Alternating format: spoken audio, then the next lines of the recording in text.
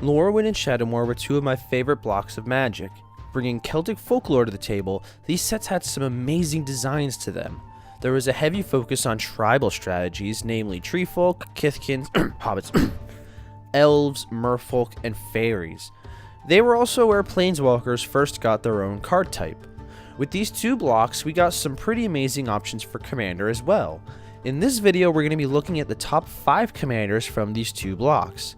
If you like this video and want to see more like it, you can hit that like button to let us know.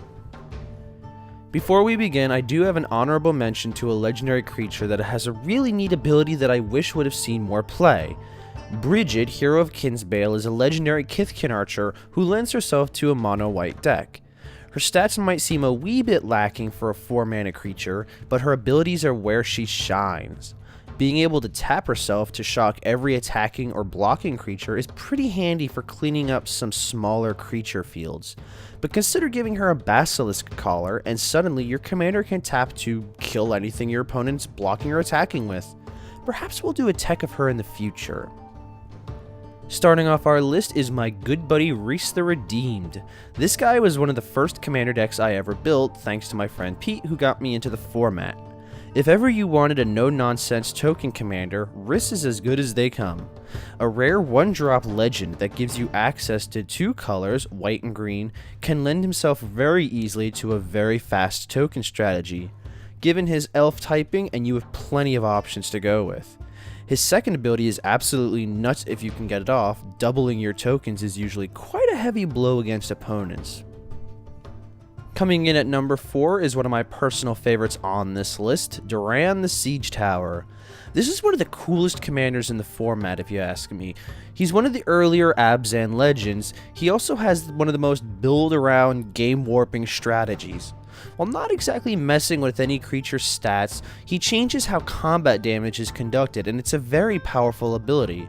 Especially when you look at how many creatures you can put into his deck that have a lot of toughness, but maybe not nearly as much power. Heck, Duran himself enters combat as pretty much a 5/5. A 5/5 for 3 mana? Okay, I'm going to slap a skeleton key on him, give him Skulk, and watch my opponents get angry with me. Duran also has perhaps the coolest flavor text of any of the legends on this list. Coming in at number 3 is another tribal legend, Una, Queen of the Fae. A powerful fairy that can exile cards from your opponent's library and then give you a ton of flying blue and black fairy rogues is serious business.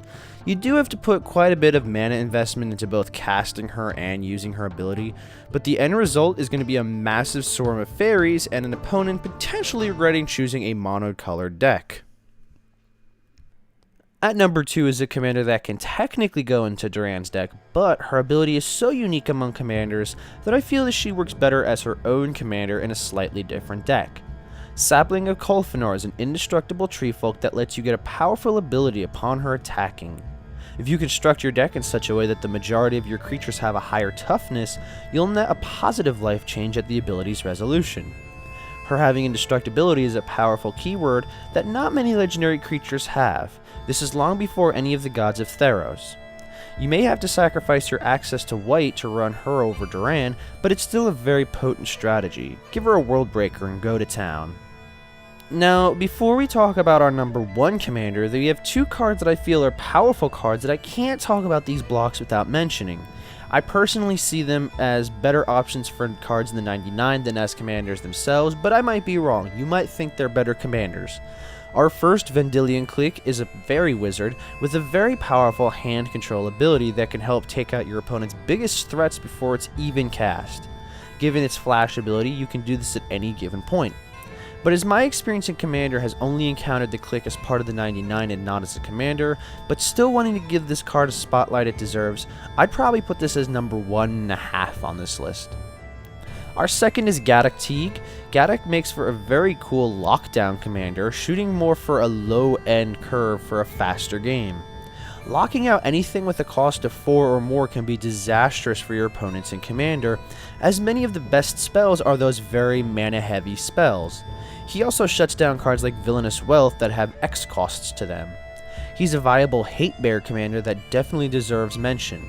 I'll sometimes substitute him into Rafik, which also operates on a very low mana curve. Anyway, on to our number 1 spot. Nath of the Guiltleaf has become my absolute favorite elf commander in the last year. He is synonymous with control, with discard strategies being a very powerful part of his deck. Sadistic Hypnotist is this elf's best friend, letting you wipe out every player's hand at the table. Nath also has a very potent ability to be a powerful stacks commander. His colors give him amazing access to what he wants to do, giving him green to ramp up and black for discard abilities and general control. The 2 colors are also very adept at controlling your own deck via tutors and just getting the cards you need when you need them. I'm looking at you, Green Sun Zenith. And that's going to do it for this top 5, or is more of a top 8, I don't know, I'll put it in as a top 5 to make it sound nicer. I hope you enjoyed this video. If so, remember to hit that like button, it'll definitely help the channel out. If you're new to the channel, don't forget to subscribe to stay up to date with all the happenings around here. And I hope to see you guys in the next video.